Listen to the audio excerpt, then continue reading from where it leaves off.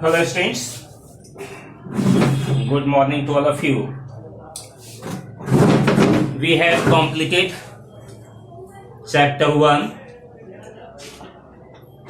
Now we are going to solve numerical problems or question answers of chapter 1 from NCERT book. Here it is given in your book New Millennium Super Simplified Physics, page number 54. इसमें 54 page में दिया हुआ है NCERT का इन text question. पहला question है, an object has moved through a distance, can it have zero displacement. एक object जो है कुछ दूरी चला है, क्या यह पॉसिबल है कि डिस्प्लेसमेंट जीरो हो सकता है? If yes, support your answer with an example. Its answer is that if any object has moved some distance, then the displacement may be zero and it will be supported by giving this example. अगर कोई object जो है कुछ दूरी चला हो तो उसका डिस्प्लेसमेंट जीरो हो सकता है. We take an example. Suppose here it is an object at A पर कोई ऑब्जेक्ट है. मान लिया जाए कि A जो है आपका पटना सेंट माइकल स्कूल ही है. यहां से आप चले और ऐसे जाता हुआ जो है, मान लिया जाए द्वारिका कॉलेज चले जाए, यहां पर ये बी पर आ जाए, आप फिर वहां से लौट करके आप इसी रास्ते पर जो है फिर यहां ए पर आ जाएं.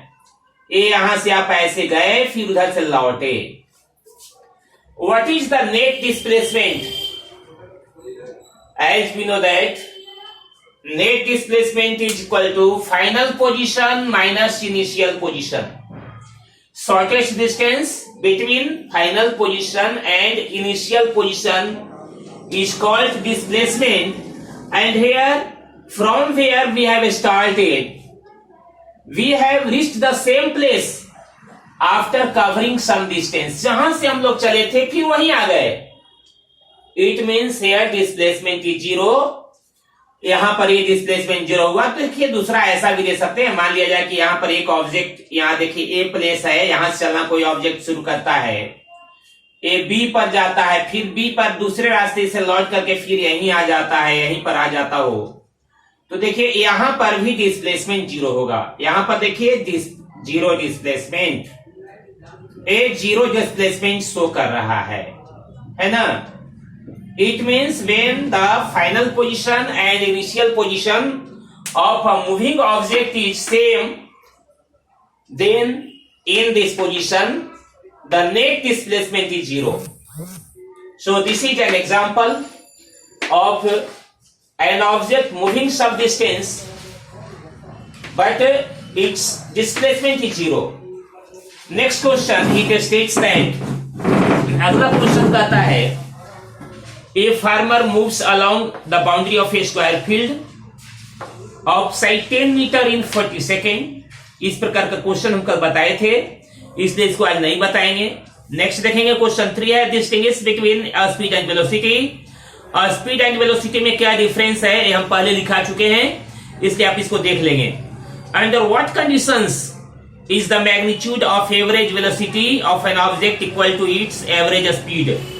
किस कंडीशन में किसी ऑब्जेक्ट का एवरेज वेलोसिटी एवरेज स्पीड के बराबर होता है? देखिएगा, ध्यान दीजिएगा. It is possible only when the object is moving in a straight line. जब कोई भी ऑब्जेक्ट स्ट्रेट लाइन में मूव करता रहता है, उस स्थिति में एवरेज स्पीड और एवरेज वेलोसिटी सेम होते हैं.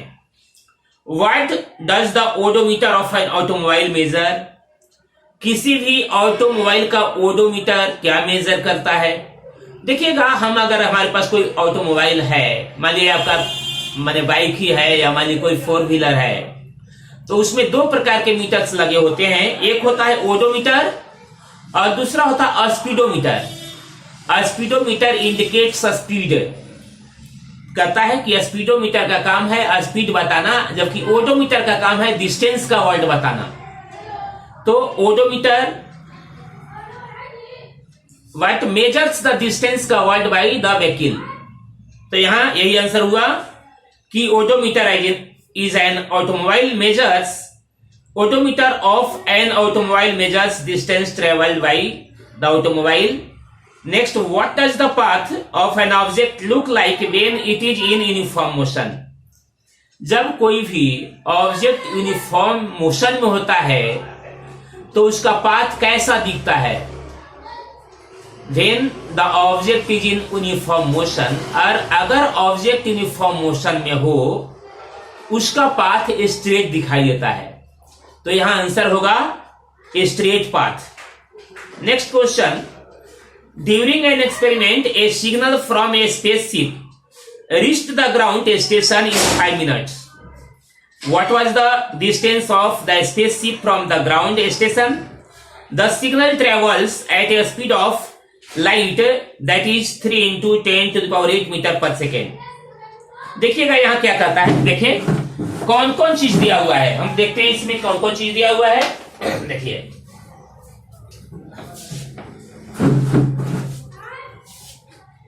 here it states that during an experiment, 7 question number है, a signal from a spaceship reached the ground a station in 5 minutes. T is given 5 minutes.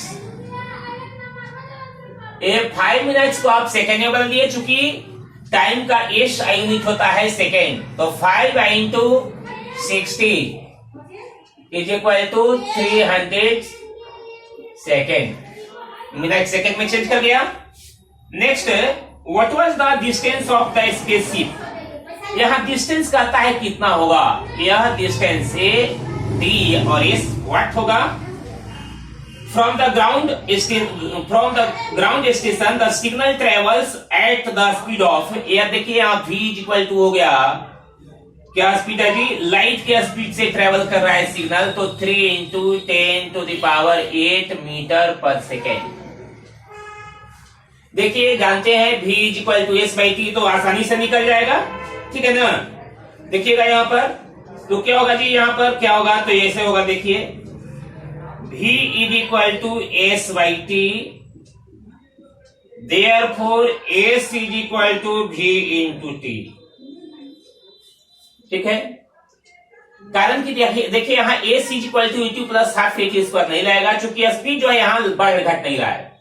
Acceleration होता तब इसमें से second और third equation of motion लग सकता था, चूंकि एक्सेलरेशन यहां 0 है, वैसे ही बनाइएगा तो ऐसे ही आंसर आएगा। देखिए इसे भी करते हैं, इसको हम s is equal to v into T हुआ, v है कितना भाई, तो 3 into 10 to the power 8 metre पर सेकेंड, i इंटू 300 इतना मीटर हो गया, ठीक है।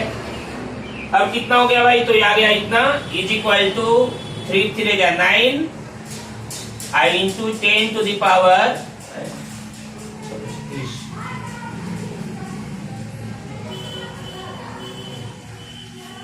देखिएगा एक 3 into 10 to the power कितना हो गया, 8 जीरो और 2 10 जीरो, 10 ही जीरो ना आएगा, 11 कैसे जीरो इसमें आ गया, ठीक है। इतना हो गया, 2 जीरो यहां पर है और 8 तो 10 ही जीरो आएगा, 11 नहीं आएगा, ठीक है। अब देखें तो इतना हो गया मीटर।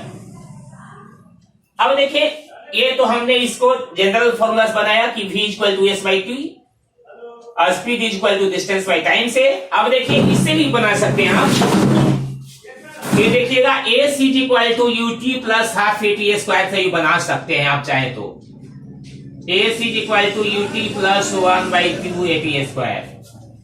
देखिए यहाँ u कितना है, स्पीड कितना है भाई, तो स्पीड आपका है कितना है जी, 3 into 10 to the power 8 metre पर सेकेंड।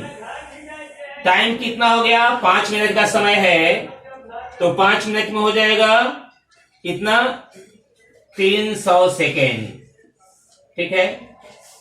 प्लस 1/2, ये एक्सेलरेशन ही 0 है, यहाँ पर एक्सेलरेशन 0 है, कारण कि स्पीड में कोई चेंजिंग नहीं आ रहा है। तो यहां पर देखिएगा इंटू 0 इंटू टाइम हो जाएगा कितना 300 इंटू 300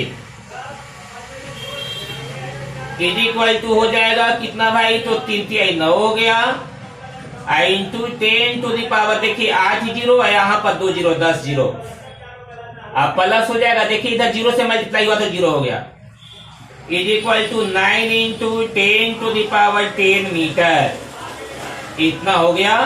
इस प्रकार से डिस्टेंस यहाँ पर मीटर में आ गया। अगर किलोमीटर में बदलना चाहते हैं इसको तो हो जाएगा 9 इंटू 10 टू दी पावर 10, ठीक है ना। इसमें अगर 1000 से डिवाइड करते हैं 1 किलोमीटर में बदल जाएगा, is equal to 9 into 10 to the power 10 minus 3 is equal to 9 into 10 to the power 10 में से 3 गया 7 हो गया, इतना किलोमीटर आंसर, ठीक है। इस प्रकार से हमारा आंसर हो गया। तो हमने यहां किया। अब देखें आगे आप बनाएंगे, बहुत सारे क्वेश्चंस हैं, आप इसको सोल्व करने की कोशिश करेंगे। अगर किसी प्रकार का प्रॉब्लम होगा तो आप हमसे पूछेंगे, नेक्स्ट क्लासेज में भी हम बनाने की कोशिश करेंगे। तो आज इतना ही, थैंक यू।